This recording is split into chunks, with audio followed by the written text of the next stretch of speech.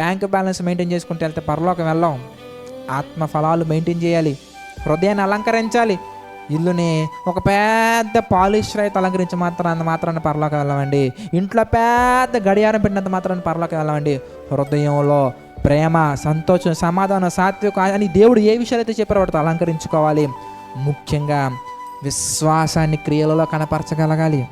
ఏంటి బ్రదర్ ఆ క్రియలు? ఏదైనా కానివ్వండి, వాట్ ఎవర్ ఇట్ ఈస్, బైబిల్లో దేవుడు చెప్పాడా నువ్వు చెయ్యాలి. కొన్ని మాత్రం అనుకూలంగా ఉన్నాయి మాత్రం చేసి ప్రతికూలంగా ఉన్నాయి మాత్రం పక్కన పెట్టి తర్వాత చేద్దాం చూద్దాం అన్నట్టు ఉండకూడదండి. ప్రతి విషయంలో మనం ఉండగలగాలి. ప్రతి విషయంలో కూడా మనం మేలైనదా కాదని చెక్ చేసుకొని, వాక్యానుసారమైనదా కాదని చెక్ చేసుకొని, వాక్యానుసారమైనది అయితే మనం ముందుండాలి. మనమే ముందుండాలి. అందరూ ఉంటే మనం ఉందాం, లేదంటే లేదు కాదు.